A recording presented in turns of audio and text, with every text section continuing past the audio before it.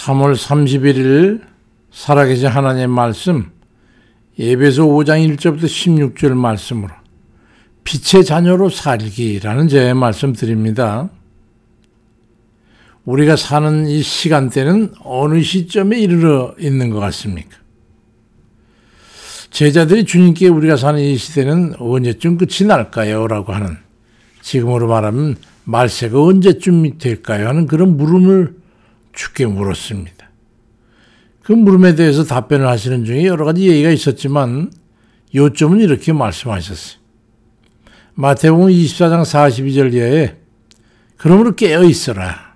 어느 날에 너희 주가 임할는지 너희가 알지 못하니 너희도 아는 바니 만일 집주인이 도적이 어느 경쯤에 올 줄 알았다면 깨어 있어 그 집을 뚫지 못하게 하였으리라. 이러므로 너희도 예비하고 있으라.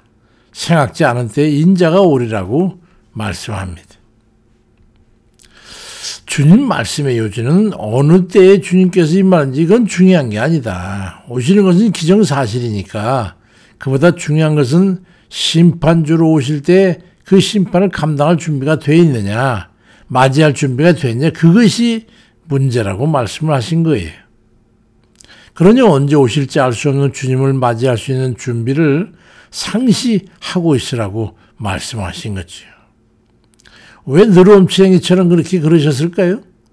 늦건 이르건 건 하나님 주권 아래 있으니까.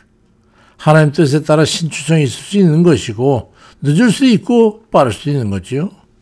그러니 맞이할 대상들이나 만반의 준비를 하고 있으라는 그런 의미로 말씀하신 겁니다. 그와 같은 실제 사례가 있었는데 그걸 참조해보면 미루어 짐작해 볼 수 있을 겁니다.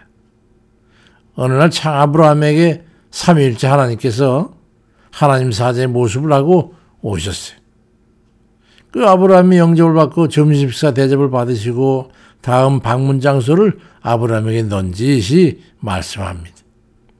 창세기 18장 21절에 보니까 아브라함은 강대한 나라가 되고 천하만민은 그로 말미암아 복을 받게 될 게 아니냐. 내가 그로 그 자식과 권속에게 명하여 여호와의 도를 지켜 의와 공도를 행하게 하려고 그를 택한 것이니 이는 나 여호와가 아브라함에 대하여 말한 일을 이루려 함이니라. 여호와께서 들으시되 소돔과 고모라에 대한 부르짖음이 크고 그 죄악이 심히 무거우니 내가 이제 내려가서 그 모든 행한 것이 과연 내게 들린 부르짖음과 같은지 그렇지 않은지 내가 보고 알려 하느라고 말씀합니다. 결국 그날 소돔과 고모라 성은 유황불에 의해 가지고 멸망되고 조카 롯은 아브라함 덕분에 겨우 생명을 구원 얻게 되었습니다. 이런 사례들이 왜 중요하냐면 그 선례가 다음에 오는 같은 사례에 대해서 예고하고 있기 때문입니다. 소돔과 고모라 성이 왜 멸망했는지 아십니까? 그곳에 사는 인간들이 삶이 불의로 가득 찼기 때문입니다. 특히나 이 동성애적인 성적 범죄가 만연되어 있었기 때문에 멸망의 심판을 도저히 지체할 수가 없었던 거예요. 나중에 보면 알지만 롯의 딸들이 아버지와 근친상간에 죄를 짓게 되는 걸 보게 되는데 그들이 소돔과 고모라 성에 살면서 어떤 정서를 가지고 살았는지 그 분위기 전체를 알 수 있는 것이죠. 현 시대라고 할지라도 상상하기 어려운 그런 성적 범죄를 아무렇지도 않게 자행하고 있었던 겁니다. 우리가 사는 이 시대는 그럼 어떻습니까? 소위 말을 입에 담지 못할 만큼 저질적이고 동물적인 육정에 얽매이 있을 수 없는 그런 상황이 벌어지고 있는 거예요. 정욕의 대상에 제한이 없어요. 동성애가 만연돼가지고 암컷인지 수컷인지 구분도 없고 미혼이냐 기혼이냐는 그런 관계의 구분도 없어요. 짐승이냐 인간이냐 구별도 없어요. 인간만이 가질 수 있는 최소한의 도덕성마저 무너져 버린 겁니다. 임마누엘 칸트가 실천 이상 비판 서문에서 하늘에는 새벽별이요 인간의 마음은 도덕률이라고 했던 그 인간만이 가질 수 있는 이성의 한계까지 무너져 버리고 만 겁니다. 지금 시대가 그래요. 롯이 살았던 창세기 시대나 헬레니즘이 끝날 때쯤에 초대교회 시대나 우리가 살고 있는 현재나 다르지 않은 거예요. 망할 징조는 특이하게도 성적인 죄악이 극에 달할 때쯤에는 멸망이 이르는 것을 보게 됩니다. 역사가 증명하고 있어. 에베소 5장 14절 이하에 그러므로 이르시기를 잠자는 자여 깨어서 죽은 자들 가운데서 일어나라. 그리스도께서 너에게 비추시리라 하셨느니라.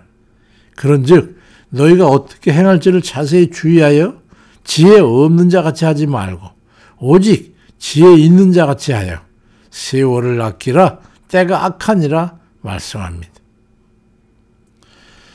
우리가 사는 이 시대가 그렇다는 말인데도 우리는 느낌이 없는 거예요. 그만큼 만연돼 있다는 거예요. 에베소 5장 12절에 그들이 은밀히 행하는 것은 말하기도 부끄러운 것들이라고 그렇게 말씀할 정도였다면 그 시대가 그러한 거예요. 과연 주님의 그 나라가 문이 열릴까요? 닫힌 문을 열어줄까요? 남들 장에 간다고 우리도 밭에 줄 똥찌개 지고 장에 갈 수 있습니까? 우리가 자녀들 교육 잘 시켜서 어느 것이 바른 삶인지 성경 말씀을 눈앞에 펼쳐놓고 그들로 하여금 깨닫게 하고 동성애는 돌로 쳐 죽여야 되는 그런 죄라는 걸 깨닫게 하고 부부는 정조를 지켜 존중하고 서로 사랑하고 살아야 되는 그런 관계이고 성적인 범죄는 반드시 당사자 둘 다 쳐 죽여야 하는 그런 용서할 수 없는 죄악인 것을 성경은 말씀하고 있다는 것을 그들에게 가르쳐야 합니다. 지금 시대가 아무리 그렇다 해도 너희들은 그래서는 안 된다고 가르쳐야 되는 거예요. 시대가 변했다고 해서 천국에 들어가는 조건까지 흐트러진 것이 아님을 알아야 한다고 그들에게 전해줘야 합니다. 에베소 5장 8절 9절에 너희가 전에는 어둠이더니 이젠 주 안에서 빛이라. 빛의 자녀들처럼 행해라. 빛의 열매는 모든 착함과 의로움과 진실함에 있느니라 말씀합니다. 에베소 5장 10절 11절에 주를 기쁘시게 할 게 무언가 시험해봐라. 너희는 열매 없는 어두움의 일에 참여하지 말고 도력을 책망하라고 말씀해요. 그런데 같이 섞여서 물 흘러가듯 가면 되겠어요? 예레미야가 3장 38절에도 화와 복이 지존자의 입으로부터 나오지 아니하느냐라고 말씀하시니 우리는 주님 말씀 앞에 굳건히 서서 홍수같이 흘러가는 이 시대에도 굳건한 믿음으로 사람의 본분을 지켜 살아가는 그런 이들이 다 되시기를 주의 이름으로 축원드립니다. 아멘입니다.